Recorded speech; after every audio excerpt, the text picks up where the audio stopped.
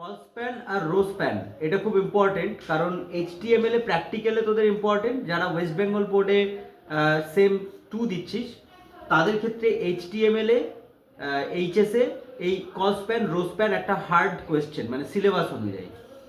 তো সেক্ষেত্রে প্র্যাকটিক্যালও যেমন ইম্পর্টেন্ট, সেরকম থিওরিটিক্যালিও দিতে পারে। থিওরিতে যে টিচার মনে করবে, যেহেতু এটা স্কুল টিচারই কোয়েশ্চেন করবে, তো এটা একটু দেখে নিই আমরা। এখানে দেখ এইখানে এই যে টেবিলটা দেখা যাচ্ছে, টেবিলটা এই টেবিলটাতে আমরা এই যে কলাম যদি ধরি, তাহলে কলাম হচ্ছে এটা একটা কলাম, দুটো কলাম, 3 4 5, 5টা কলাম আছে, ঠিক? আর রো কটা আছে? 1 2 3, 3টে রো আছে। কিন্তু ফার্স্টের ক্ষেত্রে সেলটা এটা মার্জ আছে, যেটা আমরা ওয়ার্ড বা এক্সেলে বলি মার্জ করা, মানে কলাম দুটো মার্জ করা আছে। তা কলাম মার্জ মানে হচ্ছে কল স্প্যান 2, কারণ দুটো মার্চ, তার জন্য কল স্প্যান 2। আর এই সেলটার ক্ষেত্রে আমরা রো মার্চ করা আছে, তার জন্য রো স্প্যান 2, ঠিক আছে?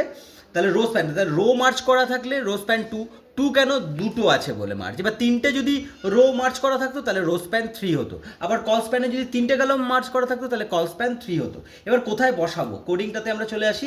কোডিংটাতে দেখ, আমরা যখন এখানে টিআর আমরা জানি রো, টিডি বা টিএইচ টেবিল হেডিং, তো এই টিএইচে আমরা যখন কল স্প্যান করব, তখন এই টিএইচ মানে যে সেলটাতে আমরা মার্চ করব প্রথমে, সেই প্রথম সেলটাকে আমরা কল স্প্যান করে দেবো। যেহেতু দুটো কলাম মার্চ করছি, তার জন্য 2 লিখেছি, কল স্প্যান 2।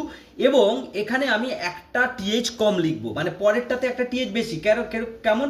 এই যে এখানে আমরা টোটাল 1 2 3 4 5, 5টা কলাম আছে, কিন্তু এখানে আমি কিন্তু যেহেতু কল স্প্যান 2, ওখানে দুটো, মানে এখানে দুটো মার্জ হয়ে গেছে, 2 3 4 5, এইভাবে এই গোনাটা হবে। আবার রো স্প্যানের ক্ষেত্রেও তাই। রো স্প্যান যেহেতু এখানে আমরা দেখতে পাচ্ছি রো স্প্যানটা এর পরের এটাতে রয়েছে, রোটাতে রয়েছে, তার জন্য আমরা যখন সেকেন্ড রো শুরু করছি, এটা সেকেন্ড রো, এই সেকেন্ড রোর ক্ষেত্রে আমরা কি করে দিয়েছি না, টিডি ওই সেলটার ক্ষেত্রে আমরা করছি রো স্প্যান 2। রো স্প্যান 2 মানে দুটো রোকেও একসাথে করে নিয়েছে, ঠিক আছে?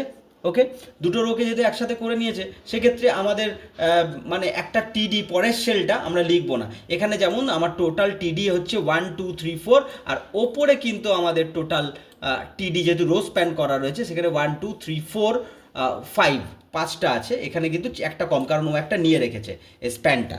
এই হচ্ছে মোটামুটি আমাদের একটা কনসেপ্ট। যদি কোনো অসুবিধা থাকে তোদের, অবশ্যই আমাকে হোয়াটসঅ্যাপ করবি, ঠিক আছে? এই যে ওকে।